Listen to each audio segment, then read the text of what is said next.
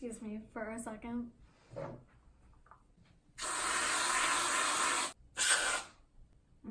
That's good. Today I'm going to read from this book. It's called Princess Stories. It's about princesses.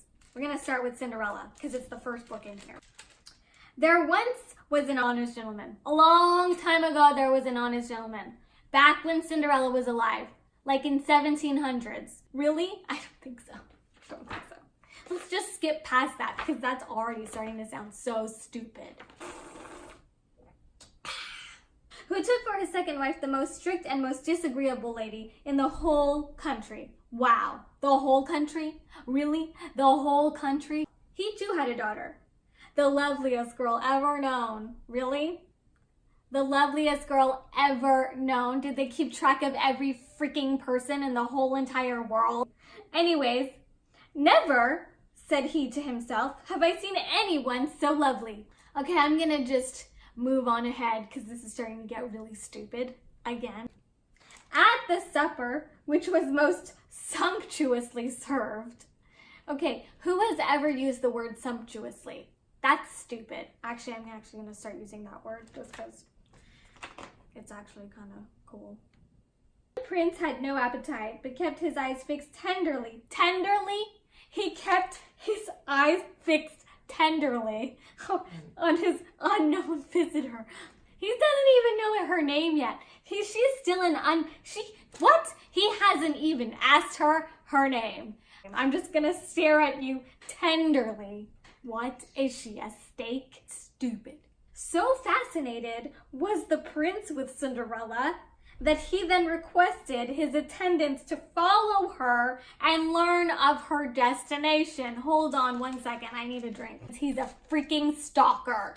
He was so fascinated with her that he had his attendants follow her to learn where she lived. How insane. We teach children that it's romantic for men to stalk them. Oh, if a boy is following you everywhere that you go, it means he really loves you and he really likes you a lot. But he might kill you. Children, if you're watching, this is obsessive behavior. The prince has a mental defect. Why do you want to marry that? You don't even know him. First of all, they don't even know each other. He didn't even know her name. He just looked at her like this. He just gazed at her and just stared at her. That's not called love.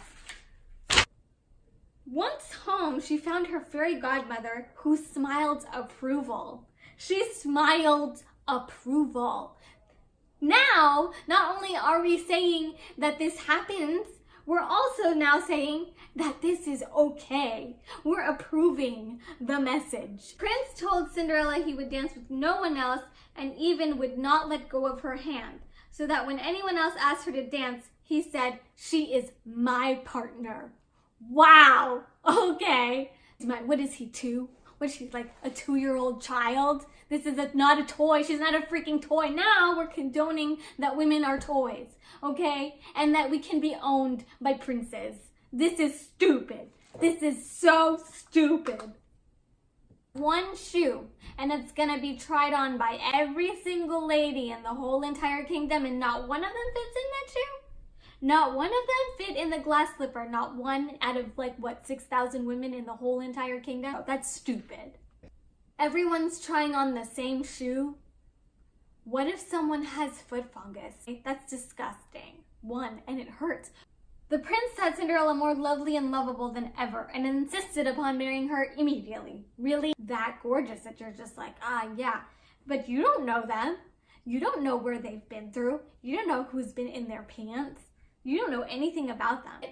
I've dated tons of guys who looked lovely and looked lovable, and they were terrible people.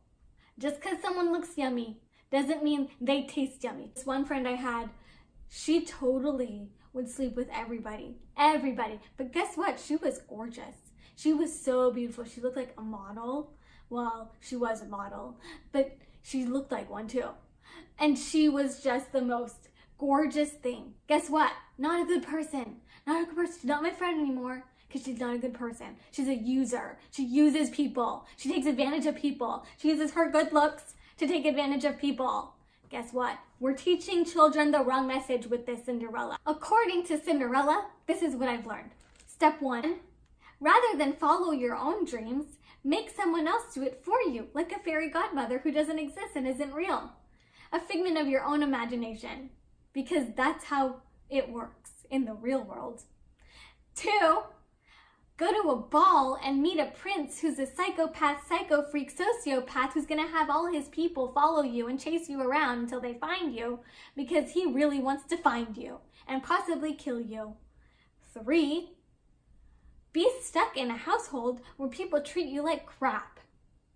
4, there is one person in particular who has a shoe size that's so immaculately different from everybody else that no one else could possibly fit in that shoe.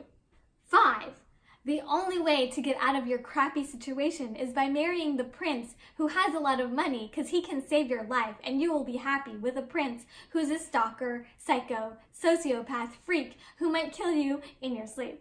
But that's okay because you live in a castle now and you're going to be happy because money makes everybody happy.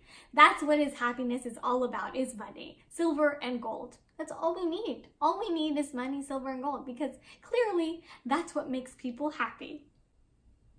Thanks, Cinderella, for clearing that up for me. This is stupid. Anyways, tell me what you thought about this story in the comments below and let me know what story you'd like me to read next. Thanks.